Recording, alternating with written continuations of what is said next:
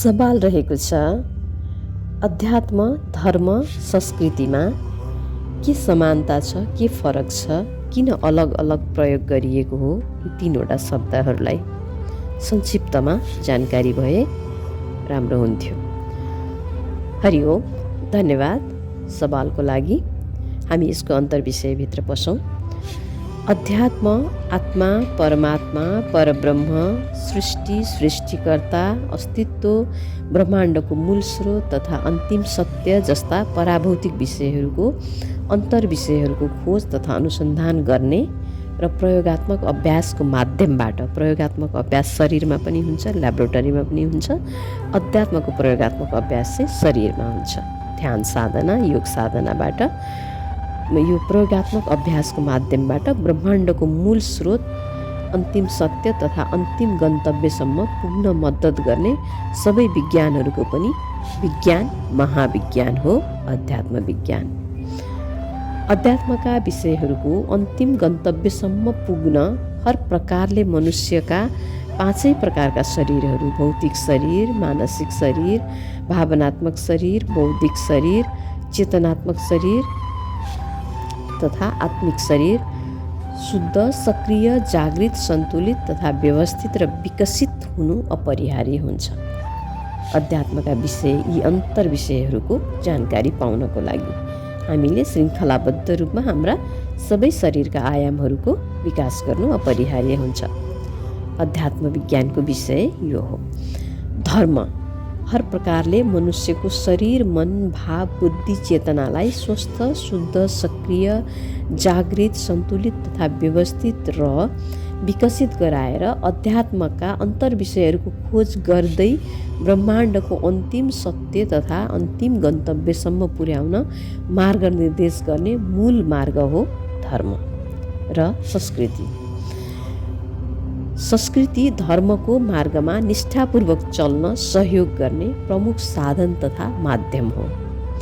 कोही पनि मनुष्य एकैपटक धार्मिक, आध्यात्मिक बन्न कठिन हुने हुनाले उसले ब्रह्माण्डको अन्तिम सत्य तथा अन्तिम गन्तव्यमा पुग्नका लागि अत्यावश्यक चरणबद्ध तयारीहरू पुरा गर्दै अगाडि बढ्नु अपरिहार्य हुन्छ।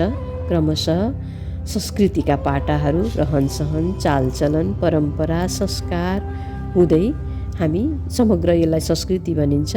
संस्कृतिलाई अनुसरण गरेर म सांस्कृतिक भएँ भने त्यसपछि धर्म र अध्यात्मप्रतिका आस्था तथा विश्वासहरूको अनुसरण गर्न सक्छु।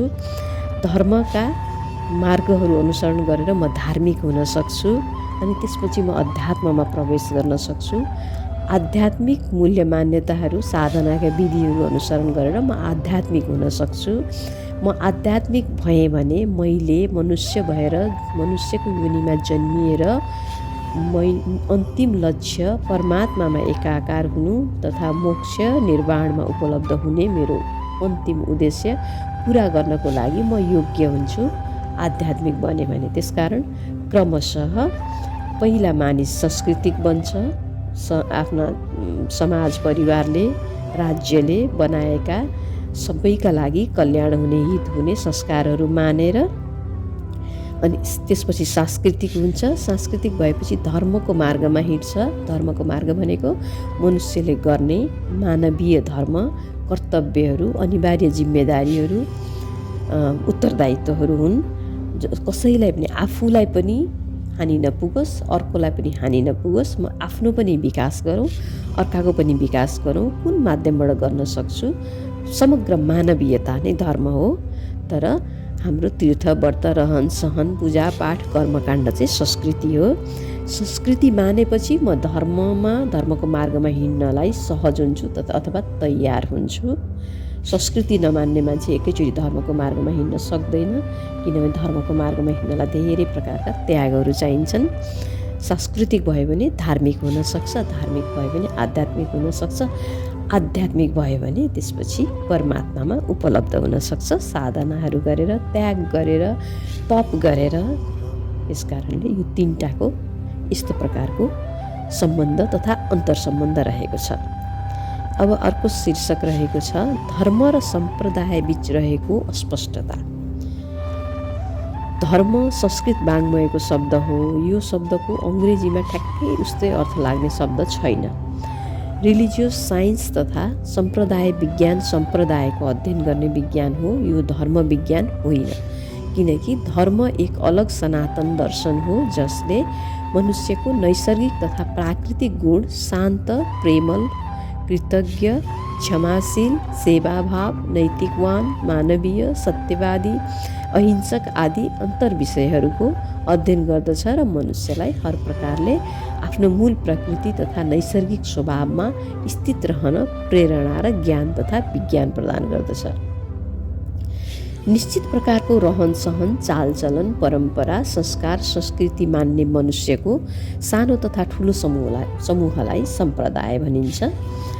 वर्तमान समयमा विश्वको भूगोलको पूर्वीय क्षेत्रमा रहेका ओमकार परिवार अन्तर्गत पर्ने वैदिक तथा हिन्दू सम्प्रदाय सनातन कालदेखि अहिलेसम्म भगवद् गीता 5500 वर्षदेखि यता अस्तित्वमा छ समयको हिसाबले। अनि दोस्रो बौद्ध सम्प्रदाय जुन 2500 वर्ष यतादेखि छ। तेस्रो जैन सम्प्रदाय यो पनि 2500 वर्ष यतादेखि छ। चौथो सिख सम्प्रदाय यो 500 वर्ष यतादेखि छ र विश्वको भूगोलको पश्चिमी क्षेत्रमा रहेका अब्राहमिक परिवार अन्तर्गत पर्ने ज्युस सम्प्रदाय 4000 वर्ष अगाडिदेखि अस्तित्वमा छ। इसाई सम्प्रदाय 2000 वर्ष यतादेखि अस्तित्वमा छ र इस्लाम सम्प्रदाय 1300 वर्षदेखि अस्तित्वमा रहेको छ। जम्मा गरी 7 प्रकारका मुख्य सम्प्रदायहरू रहेका छन् विश्वमा। साना साना त अरू पनि छन्, मुख्य चाहिँ 7वटा रहेका छन्। यी सबै सम्प्रदायहरूका रहन सहन, चालचलन, परम्परा, संस्कार, संस्कृति, धर्म र अध्यात्मप्रतिको आस्था, विश्वास, प्रक्रिया तथा विधिहरू अलग अलग प्रकारका रहेका हुन्छन्। हरेक मनुष्य जुन सम्प्रदायमा जन्मिएको छ तथा हुर्किएको छ र भित्रबाट उसमा त्यही सम्प्रदायका रहन सहन, चालचलन, परम्परा, संस्कार, संस्कृति, धर्म र अध्यात्म सम्बन्धी आस्था तथा विश्वासहरूको छाप परेको हुन्छ तथा त्यही किसिमले ऊ प्रभावित भएको हुन्छ। उसको मन, भाव, बुद्धि, शरीर, खानपान सबै, सोच्ने तरिका, अरूसँग व्यवहार गर्ने तरिका, सम्बन्ध बनाउने तरिका सबै आफ्नो सम्प्रदायका मूल्य मान्यता अनुसार त्यही साँचोमा ढलेको हुन्छ, त्यसैबाट प्रभावित हुन्छ। सबै सम्प्रदायहरूका रहन सहन, चालचलन, परम्परा, संस्कार, संस्कृति, धर्म र अध्यात्मप्रतिका आस्था तथा विश्वासका सबै तौर तरिका तथा गतिविधिहरू हर प्रकारले मनुष्यलाई अनुशासित, नैतिकवान तथा मानवीय मूल्य मान्यतामा जीवन जिउन तथा पूर्ण मानव बन्न सिकाउने र उसको मूल प्रकृति तथा नैसर्गिक स्वभावमा फर्कन मद्दत गर्ने प्रक्रियाहरू हुन् जसले मनुष्यलाई सांसारिक तथा संस्कारिक तथा सांस्कृतिक बन्न सहयोग गर्दछ। संस्कारिक तथा सांस्कृतिक मनुष्य नै बिस्तारै मानवीय मूल्यका आधारमा जीवनयापन गर्ने धार्मिक मनुष्य बन्दै जान्छ। धर्म भनेको हामीले पालन गर्नुपर्ने मानवीयताका नियमहरू हो जसअनुसार म आफूलाई पनि लाभ होस्, अरूलाई पनि लाभ होस्, मेरो पनि हानि नहोस्, कसैको पनि हानि नहोस्। मानवीय मूल्यका आधारमा जीवनयापन गर्ने धार्मिक मनुष्य बन्दै जान्छ र धार्मिक मनुष्य नै बिस्तारै आध्यात्मिक मनुष्य बन्दै जान्छ। चरणबद्ध रूपमा र अध्यात्मका अन्तर्विषयहरूको खोज, अनुसन्धान तथा प्रयोगात्मक अभ्यासहरूको माध्यमबाट ब्रह्माण्डको मूल स्रोत, अन्तिम सत्य तथा अन्तिम गन्तव्यसम्म पुग्न सक्षम हुन्छ। हाम्रो अर्को टपिक रहेको छ सनातन धर्म र संस्कृति बीच रहेको अस्पष्टता। योभन्दा माथि चाहिँ धर्म र सम्प्रदाय बीचको अस्पष्टता जान्यौँ हामीले। अब सनातन धर्म र संस्कृति बीचको रहेको अस्पष्टता। धर्म शब्दको मूल अर्थ मानवीय कर्तव्य तथा अनिवार्य उत्तरदायित्व अथवा जिम्मेदारीहरू हो। निश्चित सम्प्रदायका निश्चित प्रकारका रहन सहन र चालचलन, परम्परा, संस्कार, संस्कृतिको अनुसरण गर्नु धर्म होइन, यो संस्कृति हो।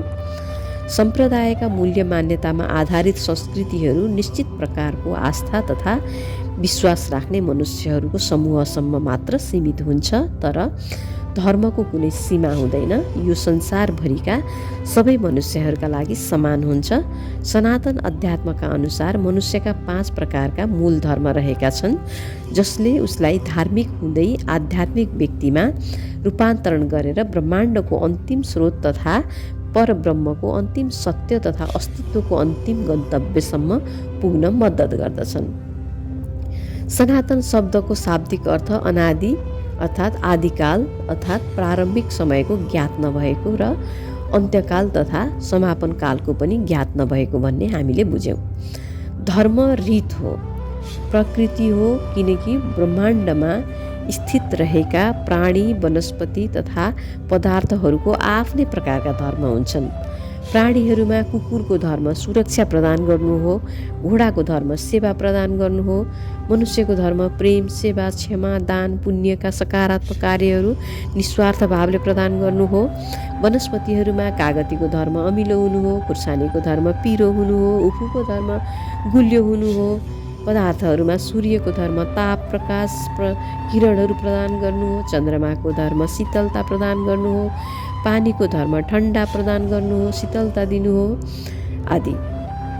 सनातन अध्यात्म तथा सनातन धर्मका अनुसार मनुष्यको धर्म अन्तर्गतका अन्तर्विषयहरूको विश्लेषण तथा मनन गर्दा निम्न 5 प्रकारका मानवीय मूल्य मान्यतामा आधारित मूल धर्महरू तोकिएका छन्, जो मनुष्यका कर्तव्य तथा अनिवार्य उत्तरदायित्वहरू अन्तर्गत पर्दछन्। पहिलो नम्बरमा छ आफूप्रतिको धर्म। मैले आफूलाई बुझ्नु नै मेरो आफूप्रतिको धर्म हो। त्यसपछि परिवारप्रतिको धर्म। मैले मेरो परिवारको लागि गर्नुपर्ने सबै कुराहरू परिवारप्रतिको धर्म हो। त्यस्तै समाज तथा मातृभूमिप्रतिको धर्म। मेरो मातृभूमिले मलाई के दियो त्यसको गुण ऋण तिर्नु पनि मेरो धर्म हो। त्यस्तै चौथो नम्बरमा छ भूमि तथा प्रकृति अथवा पर्यावरणप्रतिको धर्म, किनकि प्रकृति हाम्री आमा हुन्। प्रकृतिलाई हामीले दोहन गर्नु हुँदैन, उपयोग गर्नुपर्छ, दुरुपयोग गर्नु हुँदैन। त्यो नै हाम्रो धर्म हो। अहिलेको समयमा प्रकृति प्रदूषण भएर नै हामीलाई अत्यन्तै कष्ट भएको छ।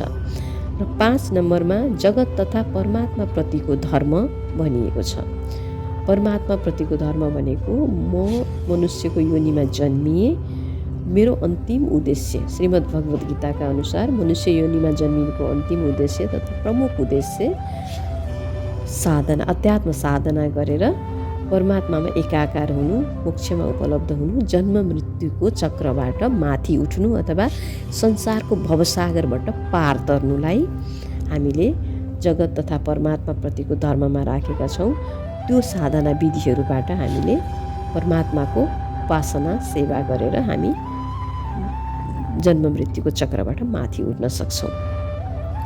सनातन अध्यात्म तथा सनातन धर्मका अनुसार यी 5 प्रकारका धर्म पालन गर्ने मनुष्य मात्र पूर्ण मानव तथा धार्मिक मानव हो।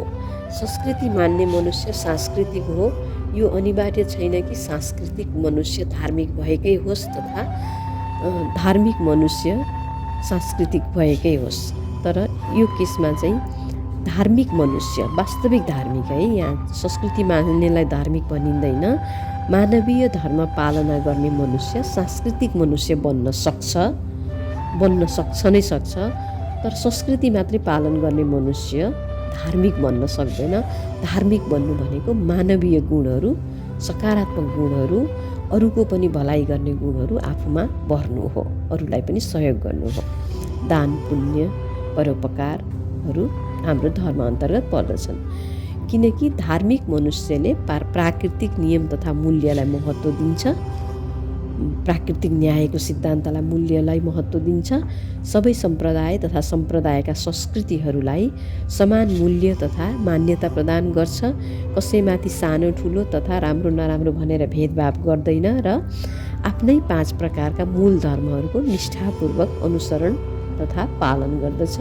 धार्मिक मनुष्यमा आध्यात्मिक बन्न सक्ने पात्रता हुन्छ र ब्रह्माण्डको मूल स्वरूप परमात्माको अन्तिम सत्य तथा अन्तिम गन्तव्यसम्म पुग्न ऊ सक्षम हुन्छ।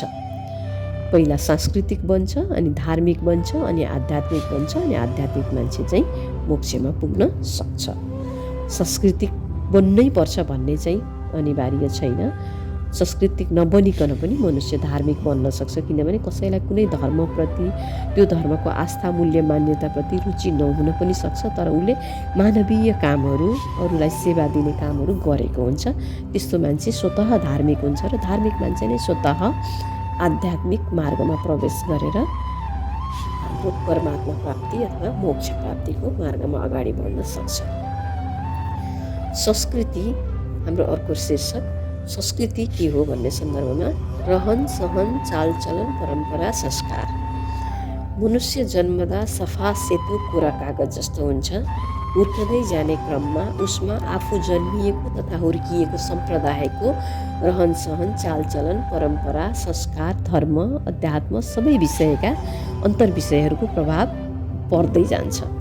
मनुष्यको सभ्यताको विकासक्रमलाई हेर्दा उसले सहज जीवनयापनका लागि प्रयोगात्मक अभ्यासबाट सबैलाई सहज र व्यवहारिक हुने रहन सहन, चालचलन, परम्पराहरूलाई जीवनको पद्धति बनाउँदै लग्यो र यी रहन सहन, चालचलन, परम्पराहरू बिस्तारै मनुष्यका संस्कार बन्दै गए। जब यी संस्कारहरू युगौँदेखि युग सान्दर्भिक हुने प्रकारले परिमार्जन तथा विकास गर्दै बार बार व्यक्ति, परिवार, समाज, राज्य, प्रकृतिमा दोहोरिए तब ती मानव सभ्यता तथा समाजका संस्कृतिहरू बने। मनुष्यको सभ्यतासँग यसरी खारिएर युगौँदेखि चल्दै आएका सबै संस्कृतिहरू अत्यन्तै वैज्ञानिक र प्रामाणिक छन्। विश्वका सबै सम्प्रदायहरूको संस्कारका मन्दिर जाने, पवित्र स्थलमा जाने, प्रार्थना, पूजापाठ, अनुष्ठान, कर्मकाण्ड, देवकार्य, पितृकार्य, व्रत गर्ने, तीर्थ जाने, चोखो नितो गर्ने, सफा सुग्घर गर्ने, विशेष दिनमा विशेष प्रकारका खानेकुरा खाने, पहिरन लगाउने तथा विशेष प्रकारका चिजवस्तु, वनस्पति, खनिज तत्त्वहरूको प्रयोग गर्ने, खाने आदि सबै सांस्कृतिक गतिविधिहरू हुन्। मनुष्यका 5 प्रकारका शरीरलाई स्वस्थ, शुद्ध, सक्रिय, जागृत, सन्तुलित तथा व्यवस्थित र विकसित बनाएर चरणबद्ध रूपमा उसलाई संस्कृतिको पालक सांस्कृतिक, धर्मको पालक धार्मिक र अध्यात्मको पालक अथवा अनुसरणकर्ता पनि भनिन्छ, आध्यात्मिक बनाएर ब्रह्माण्डको मूल स्रोत परब्रह्मको अन्तिम सत्य तथा अन्तिम गन्तव्यसम्म पुर्याउनका लागि अत्यन्तै संयमता र कुशलतापूर्वक निर्माण गरिएका, चलन चल्तीका निष्ठाका साथ अनुसरण गरिएका तथा गराइएका हुन्। अत्यन्तै वैज्ञानिक तवरले हाम्रा होनहार पुर्खा प्राचीन वैज्ञानिक ऋषिमुनिहरूद्वारा। आजको शीर्षकमा हामीले सनातन अध्यात्म विज्ञान र यसका अन्तर्विषयहरू छोटकरीमा, सनातन धर्म विज्ञान र यसका अन्तर्विषयहरू छोटकरीमा तथा अर्थ, परिभाषा र संस्कृति विज्ञान यसको बारेमा बुझ्यौँ संक्षिप्तमा। तर यो विहङ्गम विषय हो। मनुष्यको पुरै जीवन नै अध्यात्म, धर्म र संस्कृतिमा घुमेको हुन्छ। हामीले बिस्तारै जान्दै बुझ्दै पढ्दै गयौँ भने जीवन सहज हुँदै जान्छ, व्यवस्थित हुँदै जान्छ, विकसित हुँदै जान्छ। आजको शीर्षकलाई हामी यहीँ समापन गरौँ। हरि ओम, धन्यवाद, शिवोहम।